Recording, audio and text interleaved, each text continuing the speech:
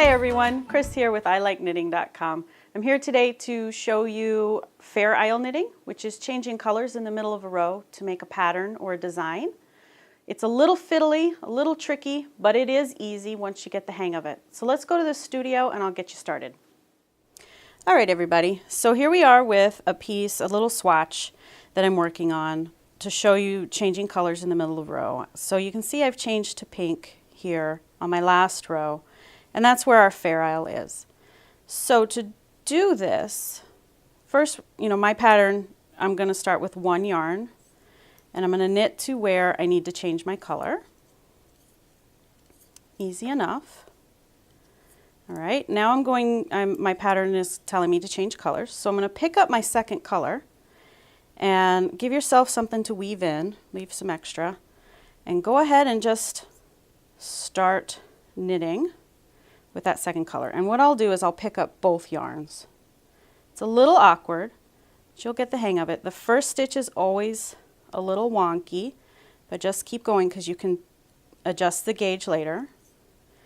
And then what I do is I kind of just, if it's too fiddly, just drop it. Just pick up the one color, which is how I teach my beginners. Always just work with one, just drop the other one, and knit right across with your new color. So my pattern says to stop here. There we go. Then I'm going to drop that color and switch back to my other one. So I'm just going to grab it.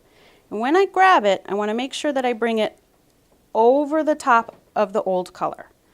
And the reason why is we want to have a little twist in there between the colors when we switch so that there's no hole when we keep going. So let me just go across, finish the row really quickly. Oops, sorry about my fuzz there.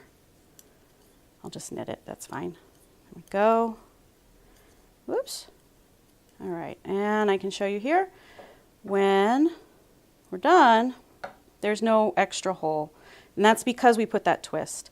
Now the one thing with changing colors is the back of your work will look like a mess. Don't worry, it's okay. It's supposed to look that way. And the one thing you want to be careful about is these pieces here are called your floats. That's the color floating across. So you want to make sure you leave these, see how I can get my thumb behind them?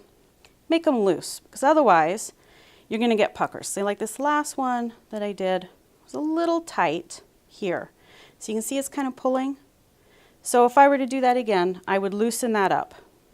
And see how it's tight? I'm having trouble getting under there. So make sure it's loose. Make sure you do that twist when you change colors, and you've got yourself started on Fair Isle knitting. There you go.